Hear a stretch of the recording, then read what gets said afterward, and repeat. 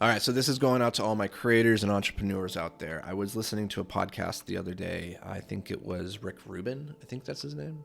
He wrote the book. He wrote a new book, like The Creative Way. I haven't read it, but everybody is talking about it. Says it's a great book. He's been doing all the podcast tour, and I generally haven't consumed a lot of content from this guy.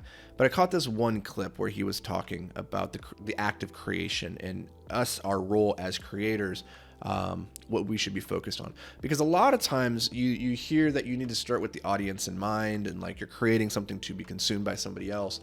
And that then kind of shifts the focus from the input to the output. And a lot of times when we create something, we do get stuck into this loop of thinking, well, what are the other people going to think about this? Will other people like this? Will they think this is good? If it's a business, if it's a product, they'll think, will they want to buy this? And those are important questions before you go and investing tens of thousands of dollars into things. But the idea that Rich, I can't remember if it's Rick or Rich, sorry.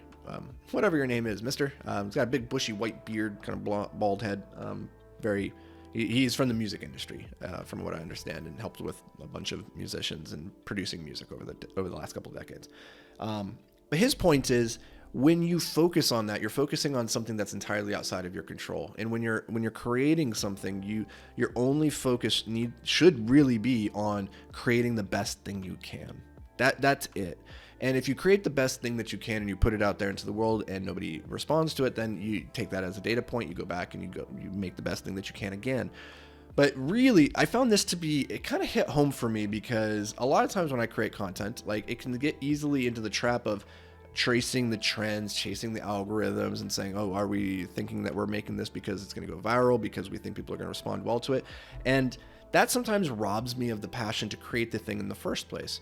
And when I go rewinding and I say, I'm just going to focus on making a thing that I love, make the best thing that I can, and like create it because I'm the only one that can create it and because I want to see it exist.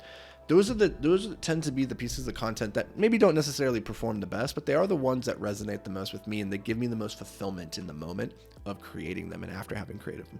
They're the things I tend to be the most proud of as well. So I've just been reflecting on this recently and reminding myself, your job is to make the best thing you can. That is it. Just make the best thing you can. Everything else will take care of itself if you just show up every single day and make the best thing you can. So that's my encouragement to you today, is to think about, what am I making? What am I creating? What is the thing that's consuming my time and my energy that I'm putting so much of myself into? And am I doing it for the right reason, to make it as good as it can be? Or am I doing it so I can get to done and then put it out there and get the external output, or whatever the thing is that you're doing the thing for? Sometimes you do need to just say, one is better than none, and say, screw perfection, it's got to go out. Real artists ship.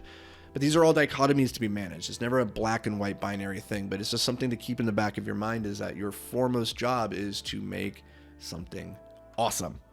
As Steve Jobs would say, go make something wonderful. And I love that idea. Just go make something wonderful. It's your gift to the world, a way of giving back and saying thank you and showing honor to the people around you that are taking the time to consume the thing. Just go make something wonderful. So that's it for me, guys and gals. I hope this hits you right in the heart today, and you can take it forward into whatever it is that you're creating in this world to make your lasting impact. I am so psyched, as always, to have you here. Thank you. And catch you in the next episode. But until then, stay hyper-focused, my friends.